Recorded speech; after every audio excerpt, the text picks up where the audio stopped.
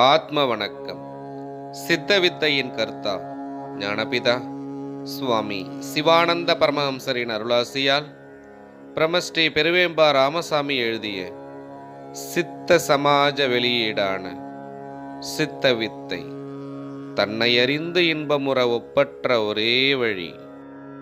இன்னும் சொல்லப்போனால், ஜீவசக்தி அல்லது பேரறிவு வாயு வடிவத்தில் வெளியே வரும்பொழுது அது மாயை என்று கூறப்படுகிறது. தன்னுள் ஜீவசக்தியை ஒடுங்கும்படி செய்வதற்கு பதிலாக அதை வெளியே போவதற்கு வகை செய்து ஜீவசக்தி குறைந்து கொண்டே வந்து இல்லாமல் போகும்படி செய்வதுதான் மாயை என்று கூறப்படுகிறது. அதனால்தான் மாயை என்பது நம்மையே ஆதாரமாக கொண்டிருக்கிறது என்று நாம் சொல்லுகிறோம். இதுவரை சொல்லியிருப்பது மாயையின் உற்பத்தியை பற்றியதாகும்.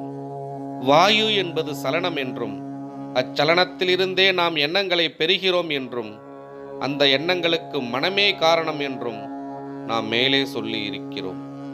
சமீரணனிலிருந்து வாயுவை வேறுபடுத்தி காட்டுவதே நம் வாழ்வின் தலையாய குறிக்கோளாக இருக்க வேண்டும். இடைவிடாத வைராக்கியத்தோடு கூடிய தீவிர சாதனையின் மூலம் ஜீவசக்தியை நம்மிலுள்ள பேரொளியுடன் ஐக்கியம் அடையும்படி செய்ய வேண்டும். இதன் மூலமாக நமது மனமும் எண்ணங்களும் தாமாகவே நம்மில் ஒன்றுபடும். அப்பொழுது பிரம்மானந்தத்தை நாம் அனுபவிக்கலாம். இத்தகைய காரணத்தாலேயே சித்த வித்தை தான் பிரம்மானந்தம் அல்லது மோட்சத்தை பெறுவதற்குரிய நேரடியானதும் சுலபமானதுமான ஒப்பற்ற புனிதமான வழி என்று நாம் சொல்லுகிறோம். சித்த வித்தை தொடரும். ஆத்ம வணக்கம்.